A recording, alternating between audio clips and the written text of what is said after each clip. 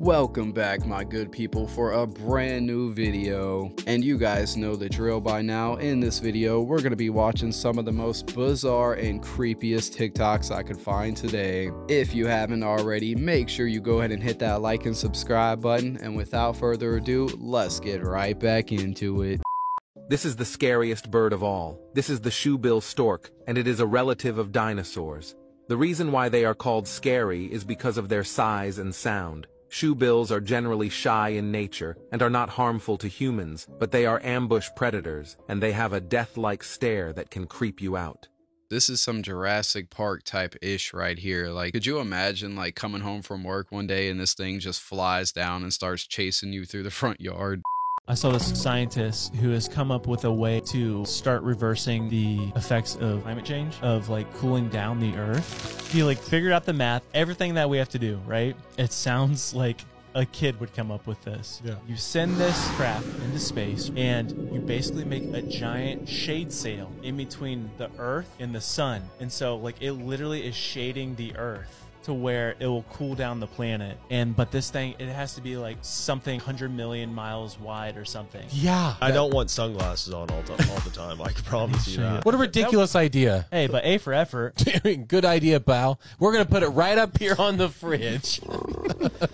You want to put a shade sail in space. That's such a good idea. I know, it's the best idea I've ever had. I want to build sunglasses for the Earth. Okay. We create a giant tube of sunscreen, and we coat the entire Earth with it. Good, that's good. That's a real... Yeah, I will admit that this is one of the most wildest ideas I've ever heard of when it comes to dealing with climate control. I mean, how did this scientist really think that that was going to work, you know? Bro, you gotta start paying attention to every single song you listen to. In 1953, a worldwide agreement was made based on an idea by the Rockefeller Foundation to change the frequency of music. They changed it from a natural harmonic resonance 432 to the current consciousness suppressing state of 440. A lot of you guys don't believe in this shit. A lot of you guys don't take it seriously. This video's not for you. This video is for people that are open-minded enough to realize that they would do something like that to lower your vibrational state and basically suppress your consciousness. This is why I don't listen to rap anymore. This is why I basically only listen to like EDM or like indie, independent music. And my vibrational state, my happiness levels have all just been increased. Sabrina, why don't you listen to rap anymore? Excuse me? Why don't you listen to rap anymore? Because it's low vibrational and it degrades women, and I don't 10 know. I've moved forward from that phase of my life. No, I wouldn't sit here and say that all rap is degrading, you know what I'm saying? There's some good rap out there. You just gotta find it. In today's time, I really feel like they're using those 808s a lot more and just like targeting us with the frequencies. So yeah, we gotta be careful with the music that we're letting our mind take in, you know what I'm saying?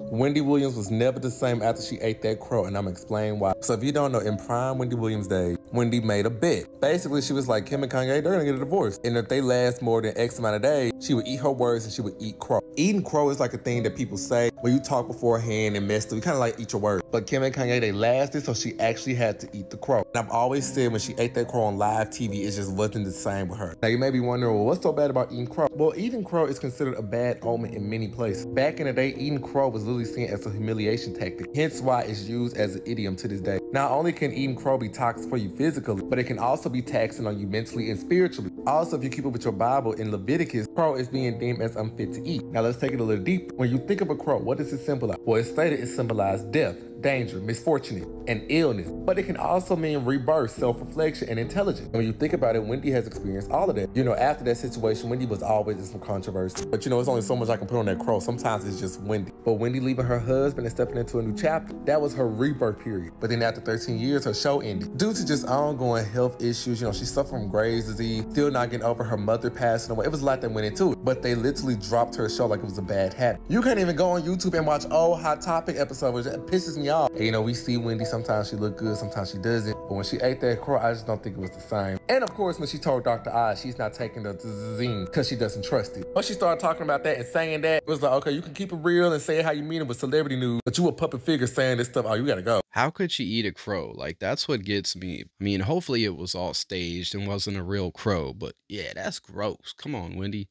Elon Musk is creepy, so he confirms that he's uploaded his consciousness to the cloud and had a conversation with himself. And we all remember when he put Neuralink in the monkey brain and had him playing Pong. But look at this. Now he's tested his first human subject with Neuralink. And I've seen something about Greek gematria that I had to check out myself. So I did it. I typed Neuralink in the Greek gematria calculator. And look what I found. Look at all these. We've got the Great Beast, Muhammad, and last but not least, Titan, and the number of Antichrist. And then look at all these. All the way across the board. There's a lot of speculation that he might be involved with the Antichrist, but look at this. So if he's uploading his consciousness to the cloud and having conversations with it, does that make you kind of freaked out about what AI could possibly be? What if AI is a bunch of human test subjects and they just upload all their consciousnesses to the cloud, mix them all together, maybe erase some of their memory, and then now they are the artificial intelligence that we talk to? So Elon can talk to himself and be labeled as a genius, but when we do it, we're labeled as crazy. Most of us just do it naturally when it comes to talking to ourselves. I don't think we really need to hook our whole conscience up to a computer, but yeah. This girl went missing after she found these two mirrors, which she put facing each other. She later learned that she could go into this huge grocery store. Something ends up happening to me. I just hope that this video can maybe explain it. By getting inside one of the mirrors. Never put two mirrors facing each other. This can actually attract unwanted visitors by creating a portal.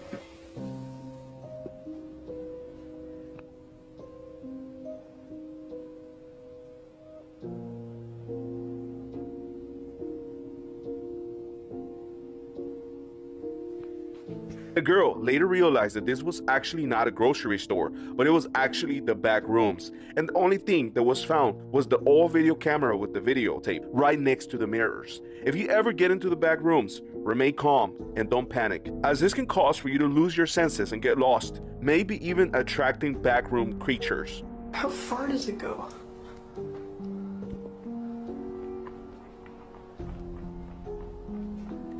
Oh, shit. I mean, I'm not exactly sure, but I feel like this woman was a filmmaker, and more than likely she made this for fun or for some kind of project or something like that. But yeah, pretty much all barbershops have two mirrors facing each other, so... This is Creepy Celebrity Stalkers Part 1. Back in 2013, Justin Bieber's life and private parts were threatened by a 45-year-old man named Dana Martin. Martin, who is currently in prison for murdering a 15-year-old girl, talked two other men into tracking down, murdering, and castrating Bieber with a pair of garden shears. The men were supposed to then return Justin's private parts to Martin so he could keep them as a trophy. Thankfully, while the men were en route to Justin's house, they took a wrong turn and were stopped by police. Martin admitted to police that he was a superfan. When asked why he would want to kill someone he idolized, he said it was because as Justin got older, he became more edgier and he didn't like that. It made him angry. In the 1990s, Madonna had a stalker named Robert Dewey Hoskins, who was later sentenced to 10 years in prison for stalking and threatening to kill her. In 1995, Hoskins hopped the fence of Madonna's house. Thankfully, she was not home, but her security guards ended up shooting him when he refused to stay off the property. You know, you guys, what I really don't get is how some people idolize celebrities like that much and get that crazy obsessed that they're willing to do stuff like this. This has to be like a mixture of being a fan of a celebrity and being psychotic because, yeah, normal fans don't do this type of stuff right here. I used to work at this restaurant called OK Cafe in Atlanta. It was very common for them to leave breakfast and go lay in oxygen chambers. What them chambers are called is called ozone therapy. Hyperbaric chambers. Yes, yeah, that's exactly what you know. That shit heals cancer quick, and guess what it does? So most people with cancer, because it's illegal to have a hyperbaric chamber in America. Why is that? But it's a Mexican doctor that's in Mexico right now, where people get cancer.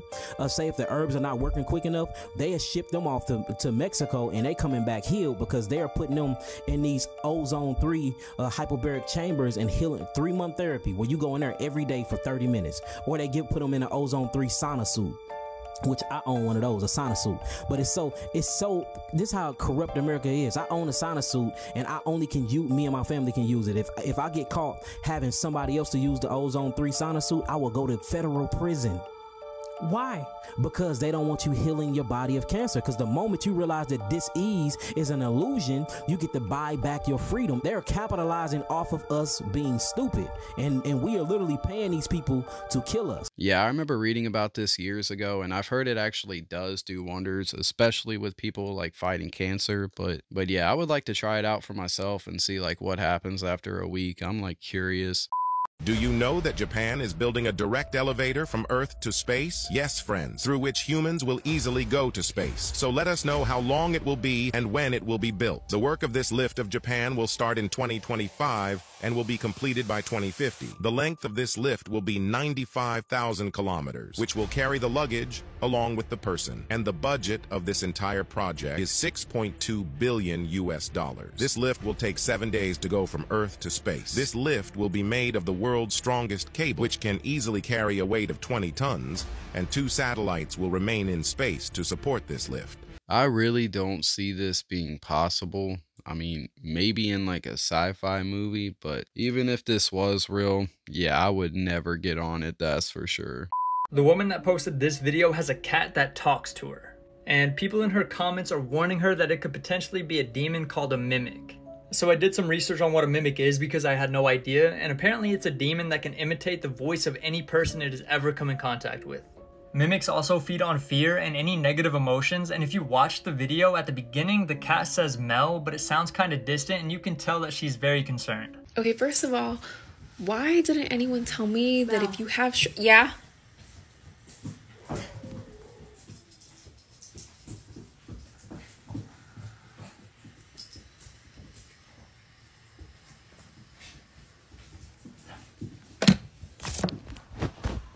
My bad. So I forgot. I didn't think about it. I'm home alone, and I thought someone called me, and I'm home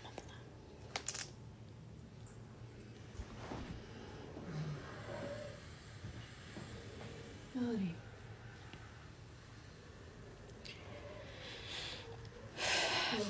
Maybe it was my cat, and she sounds like a human sometimes.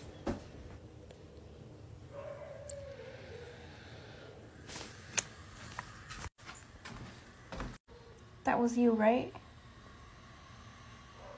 Right? Okay, are you joking right now? There is no way that that sound came from a cat. Now, if this lady had like a pet parrot or something like that, then I could understand. But come on now. Her cat? Yeah, that's a little ridiculous. Why is there a secret room behind Mount Rushmore that nobody is allowed to visit? Mount Rushmore was conceived and designed by Gutzon Borglum between 1927 and 1941 and featured 4 60-foot-tall representations of some of America's greatest presidents carved into the rock face of the Black Hills in Keystone, South Dakota. Borglum was worried that, over time, his work on Mount Rushmore would lose significance, so he planned to add a room behind the presidents' faces called the Hall of Records. The room would contain busts of famous Americans, a list of United States contributions to science, art, and industry, replicas of the country's constitution, and other important documents stamped on aluminum sheets. Construction on the room started in July 1938, but the United States government didn't share his vision and demanded that he focus on the faces instead. Unfortunately, Borglum died in 1941 before the work could be completed in the Hall of Records. The works were scrapped, and the sculpture was instead declared complete in the same year. More than 50 years later, in 1998, his dream was finally completed when a repository of records contained in a titanium vault and covered by a granite capstone was placed on the floor of the hall entry. The repository contains panels explaining how Mount Rushmore came to be carved, by whom, a short history of the United States, and reasons for selecting the 4 presidents depicted on the mountain. Sadly, the room is closed to the public, though what is inside it is not too much of a secret anyway. The closest anyone can get is the ruin-like doorway, which recedes several feet into the mountain. Yeah, I never actually knew that there was anything behind Mount Rushmore, but after finding out that there's a whole hidden room, yeah, now that's pretty interesting, I admit that. You guys probably know the Blair Witch Project, but have you ever heard of the ScoobyDoo Project? On Halloween of 1999, Cartoon Network aired a Blair Witch Project parody using the Scooby-Doo cast of characters. Basically like a full-length episode of Scooby-Doo. It's 17 minutes long, but it's live action found footage with all the Scooby-Doo animation in between. It's a super cool homage to the Blair Witch Project, all the way down to the same kind of camera work, the same types of scares, the same setting, the same general story. It's a great, great parody. However, I know that when this aired, it definitely scared a lot of kids who were probably just hoping to watch a little Cartoon Network and instead got treated to maybe one of the most terrifying children's episodes of TV ever made. I love it. I think it's incredible. It's really well written. A lot of work went into this, and they really took care with it to make it feel like the Blair Witch. So if you love the Blair Witch Project, this is an absolute must-see. It's funny because in 2022, Cartoon Network finally re-released it and put it out on YouTube, so you can actually watch the entire episode now. It had been lost for some time, but they also released it with an apology for traumatizing all of us 90s kids. Do you guys remember this one? Did you watch it when it was live? If you haven't, I definitely recommend you go check it out if you're a horror fan. It's a really, really cool piece of horror history. Yeah, I remember watching this on Cartoon Network like way back when I was a kid. If you get a chance, you guys, go check it out. I'm telling you, that classic Scooby-Doo is where it's at.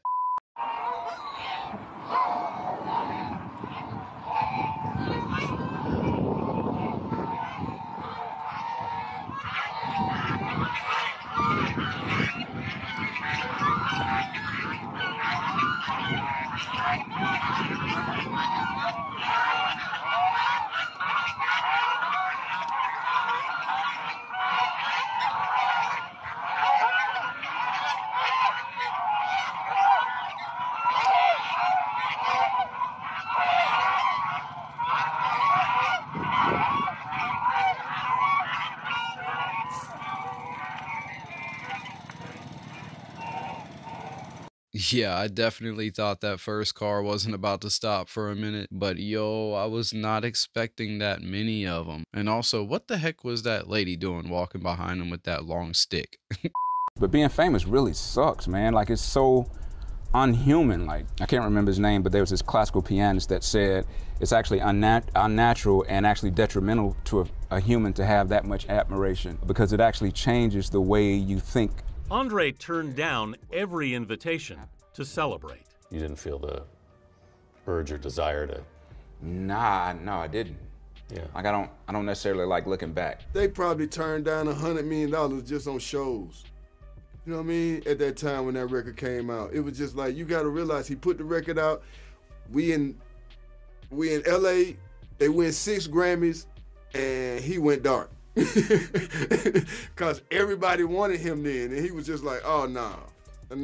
Ask anyone in the hip-hop scene about Andre Benjamin, better known as Outkast's Andre 3000, and you're likely to hear them discussing his status among the greatest rappers ever. From Travis Scott to Future and Childish Gambino, his influence and the respect he commands are more universal than practically anyone still in the game. Armed with unparalleled lyrical wit and a vast repertoire of flows, Andre 3000 is the rapper's rapper. He's your favorite rapper's favorite rapper. Yeah, Andre is way too honest and way too humble to be a part of the evil greed with the music industry. I've always been a fan of Outkast and their music, but yeah, 100 mil is definitely a lot of money to walk away from. I will admit that.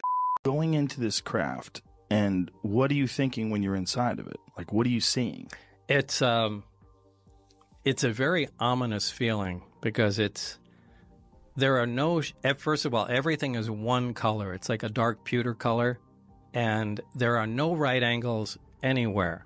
It's as if somebody took, I've said this before, somebody took a model and fashioned it out of wax and then heated it just for a short time so everything melted. Everything looks like it's fused together. Everything has a radius of curvature where two items meet. It's a really weird looking thing. But there was almost nothing other than a small foldable hatchway that looked recognizable. Everything was really unworldly, to pick on it, a way to describe it. So you get inside this thing, and it's designed for something that's much smaller than a human being. Yeah, you can't really stand up till you get to the very center of it. And how tall are you? I'm 5'10". And what do you think this was designed for? I'd say something close to half my height. Wow. So these little 3-foot tallish creatures. Yeah, and the seats were small too. I mean, obviously it was made, you know, for something small. But there is no, like, there's nothing else in there. There's just seats, the reactor, and some of the subcomponents. There's no control panels. There's no bathroom. There's no decorative components or artwork or anything that you would recognize or trim. I mean, it's just a very bare bones thing. Yeah, there's so many times where I just feel like Bob Lazar is the real deal. Like, his stories just feel legit to me. Like, all the other guys out there I feel like are full of it, but yeah, Bob Lazar I feel like is the real deal. How many artists do you hear complaining about, we don't make money off our YouTube video, we don't make money off our streaming, the label won't let me go, I can't do this, I can't do that? Yeah. Well, so was the label the bad guy or what? They're not the bad guys, just a system that was created many years ago that they're not changing. I don't give a fuck about you, me, him, or the other. Michael Jackson wasn't even making dollars off of his album. How does that work though? I mean, to me, that's not in the music business. That sounds so weird. How is Michael Jackson not making money off his own music? Look, who takes that? The record label? The record label, it's called points and percentages and royalties that you get for the record. So, for example, if they were selling Michael Jackson record Thriller for $9.99, right? How much money do you really think he made off of each copy of Thriller? And this is the 80s. And that sold the most records ever. He made a lot of money. What you think the record labels made? They made all the money. So it's like it's time for it to be reversed. If the artist is the one who everybody loves and cherishes, he should be the one getting the finance. Yeah, it's not just Snoop Dogg. Other artists have been speaking out about this for years now. I've always said it. If you got true talent, you don't need a label behind you. Just stay independent and you'll be a lot happier in the long run. Why is Jesus never taken seriously in Hollywood? Like, why is he mocked almost everywhere? We got Jesus getting a lap dance on SNL. Megan Thee Stallion dressed as a demon. P. Diddy on a cross. Tupac on a cross. Madonna on a cross. Nas on a cross. The Baby on a cross. Even Lil Dicky on a cross. We got Lady Gaga in a nun outfit with an upside down cross. Katy Perry pretending to be burning with a demon behind her and an upside down cross. Look, what I'm trying to say is, how did being demonic become so cool and popular? Have we lost our way that much? This is demonic. They're not even hiding the fact that they are of the devil. This is a satanic dance ritual. Somehow this is meant to be the entertainment standard for our youth, for the world. This is promoting the pathway to hell. Like, a lot of us are just sitting here shrugging it off like it's no big deal. But that isn't weird to you that we have normalized it that much? Whew, we have lost our way from God. If you still believe in good and still believe in God, comment amen down below. Because at this point, I'm afraid of what we'll start normalizing next. Definitely pushed by the music industry these days, like, to the max. And you know, back in the day, it used to be frowned upon, but yeah, today it seems like it's just plastered everywhere you go. Some of you may not have realized that I'm not part of the club. And a lot of you listening to me right here, right now, you're not part of the club either. And what I realized with the club is what makes them so mad is when you don't want to be a part of their fucking club. That pisses them off. What club am I talking about? I'm talking about the club of gatekeepers that we all got to deal with. You know who they are, and they definitely know who they are. A lot of people be like, what, who? Come on, man, stop playing.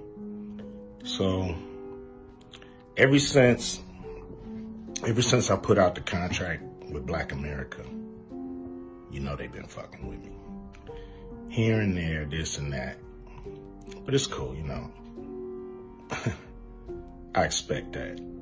Yeah, I'm sure Ice Cube knows who some of these gatekeepers are, but yeah, I doubt he's going to share with the world some of the names. But hey, it would be pretty cool to find out, you know what I'm saying? I was watching a thing recently, actually, about how they think that the Egyptians just found the pyramids and the Sphinx. One thing is that for sure the Egyptians made it because it was in Egypt. Okay. Like, it's just different different era. I think what we're saying is they're people from a different era. Yes, sir. The amazing society that built the pyramids, whoever those people were, who knows what kind of civilization they had at that point. Sure. But they might have been far more advanced than us. Sure. Just in a different way. Sure. And for sure they knew how to move stone in a way we still don't understand. Right. We have no idea how the fuck they did that. No idea how they made 2,300,000 stones meet perfectly at the top and then covered in smooth limestone. It's fucking insane. And channel energy. Yeah, well, and and vibrate inside of the pyramid to channel fucking energy. Who knows what they were doing? It's crazy. Those people just came in back in the day, did what they had to do, and got right on out. And here we are today, like still trying to figure out how the heck they did it. Alright, my good people, that's going to be a wrap for this video, but I really hope you guys enjoyed this content, and make sure to stay tuned because I got plenty more coming your way. And as usual, but please make sure to not be a stranger and let me know all your thoughts about this one down there in that comment section.